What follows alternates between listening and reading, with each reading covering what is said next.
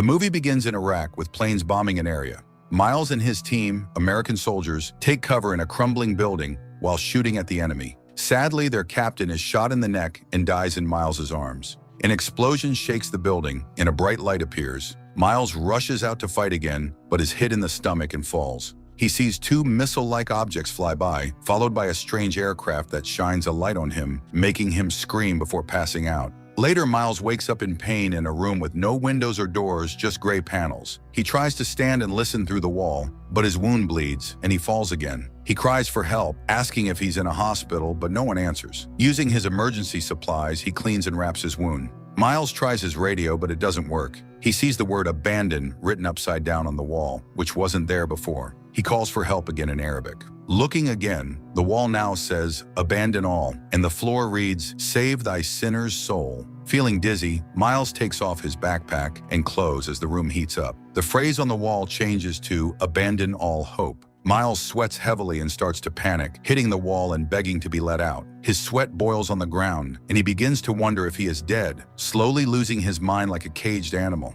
Desperate, he grabs his gun and starts shooting at the walls. Eventually, the heat becomes unbearable, and Miles falls, screaming in pain before passing out. When he wakes, the temperature is normal. He grabs his flask for water, but the room starts spinning, throwing him and his belongings around. After a few minutes, the spinning stops, and he notices the room has changed. Some things are stuck to the ceiling. He tries the radio again and hears a woman's voice, but the call ends quickly. He remembers his cell phone on the ceiling and, using binoculars, carves the number on the floor with his knife. The phone rings and Miles tries to reach it, worsening his wound. He throws a shoe, but it also gets stuck on the ceiling. Frost appears on the walls, so he puts on clothes and curls into a fetal position. Moments later, the frost vanishes, leaving him with purple fingers. He hears the phone ring again. An alarm rings and the room moves, causing the phone to fall. Despite being thrown around, Miles grabs the phone before the spinning stops. He regains access to his helmet and takes out a picture of his wife and daughter. Checking the call log, he dials the number and hears a woman who explains she's been kidnapped and is in a spinning room. Miles confirms she's in a room like his and notices a faint glow on his arm, realizing they might be the light sources. He asks the woman questions, but she gets scared, thinking he's part of a scam. He yells, explaining he's trapped and bleeding too. She apologizes, and they agree to work together. She introduces herself as Damsey and explains she was on the highway before being kidnapped. Miles recalls his team was near the highway.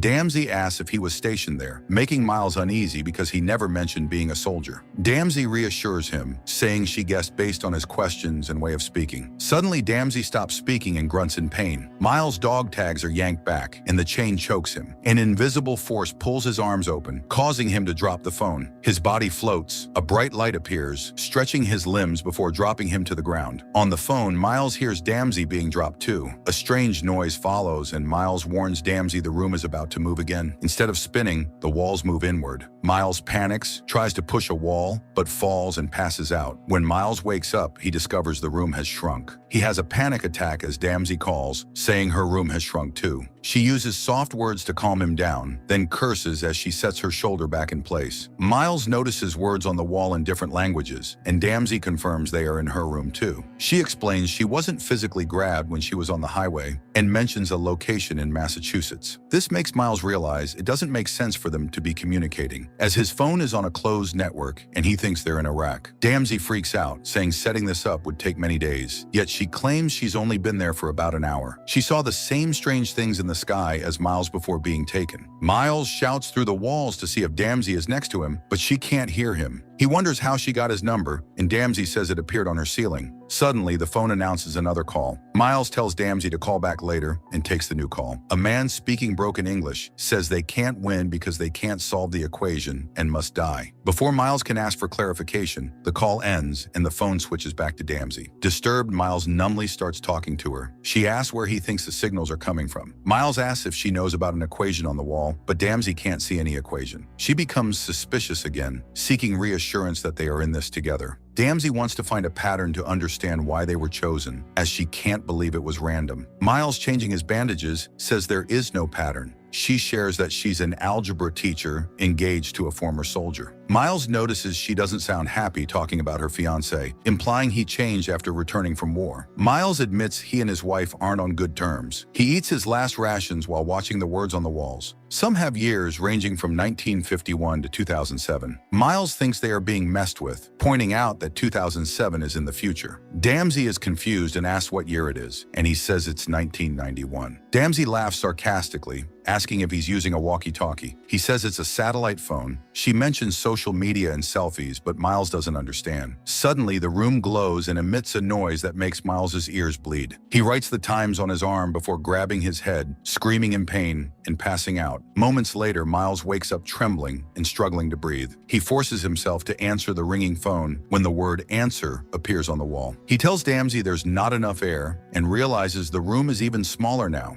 Damsey is experiencing the same thing. She asks him to draw something on the wall, and Miles makes an X, which Damsey surrounds with a handprint. In her time, it's 2020. She theorizes that she, Miles, and others are in the same room at different times. Miles starts feeling dizzy and babbling nonsense before collapsing. He asks Damsey about the future and is saddened to hear the war is still ongoing. He calls it the sins of the father and shares that his dad fought in Vietnam before passing out. Damsey calls his name and he wakes up saying she needs him. He notices his Arabic dictionary has fallen out and some symbols match those on the wall. He translates the message, writing it on the floor for Damsey to see. The result is an equation, indicating that a mathematician among the kidnapped left it as a clue. They realize all the kidnapped people are connected to math. Suddenly, someone scribbles over the equation, so Miles quickly writes it on his arm. Damsey confesses she has an advanced degree in math, but works as a teacher because her fiancé doesn't like it when she talks smart. She asks if the war has changed him and made him hurt someone he loves. Miles defensively tells her she wouldn't understand how war transforms people. He shares that his dad used to beat his mom. Damsey remembers the equation, and Miles urges her to write it on the wall before another change happens. She struggles, using her keys to scratch the wall. Suddenly, the room starts shaking, and Miles's hands are forced to the ground. The gravitational pull increases, pulling his knees down and extracting the bullet from his wound. He bleeds more as his face hits the ground. Miles screams in pain, but after a few minutes, it's over. Miles reaches for the phone and curses when he sees the cracked screen. The alarm rings and the room starts spinning again. Since it's smaller, Miles can jump from wall to wall instead of being thrown around. The spinning doesn't last long this time, and the light goes out for a few seconds. When it returns, he notices the room has shrunk even more. Miles tries the phone. At first, nothing happens, and he's ready to give up, but eventually someone answers. The person keeps repeating phrases like, "they can't see or know," and "fail sacrifice," which Miles doesn't understand, so he hangs up. Now he can talk to Damsey again. Damsey says she broke her arm, that she's running out of battery, and that death is their only option. Miles realizes she's been working with the foreign man the entire time and scolds her for the betrayal. Damsey finally shares what she knows. They were caught by a superior species testing human intelligence to see if they're a threat. Damsey thinks humanity isn't smart enough to go against these aliens. Then they started discussing how they can use the equation to control the room. Damsey thinks about the equation and how the solution might be the key to escaping. Miles then asked, what if only one person might escape? The person who solved the equation first. Suddenly, the light turned off. In the darkness, Miles can be heard screaming and cursing at the aliens, ignoring Damsey's attempts to calm him down. Suddenly, he starts having flashbacks from the war and memories of his dad beating his mom, causing him to yell in psychological torment. Eventually, the flashbacks stop, and Miles tells the aliens they have won, asking them to end things. Crying, he prepares his gun, feeling he can't deal with his trauma anymore. He questions his dad for killing his mom and admits he feels like he's becoming his father but doesn't want to be. After reminding himself that he isn't his father, Miles lowers the gun and calls Damsey, who is also crying. She saw flashbacks of her fiancé and admits she has scars from all the times he beat her. One day she finally ran away, driving so fast down the highway that she crashed.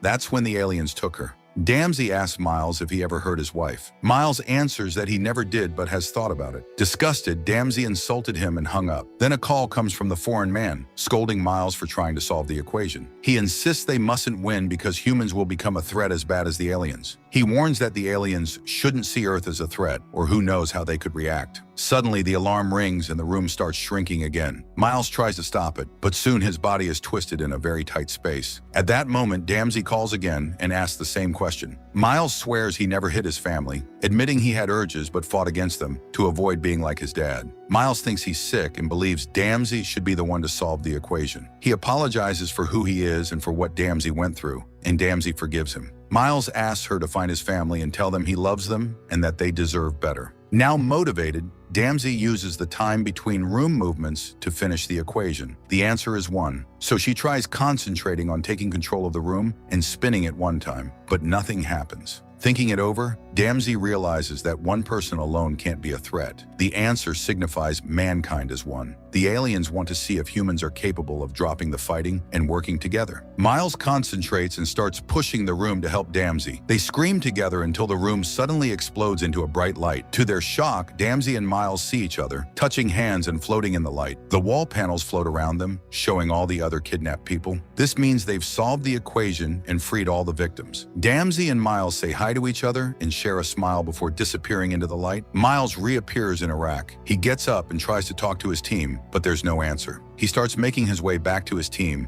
only to hear sirens wailing and see planes flying by. When he finds the American troops, they're looking at something dangerous in the sky. The movie concludes with Miles staring at the sky, leaving what he sees unrevealed to the audience.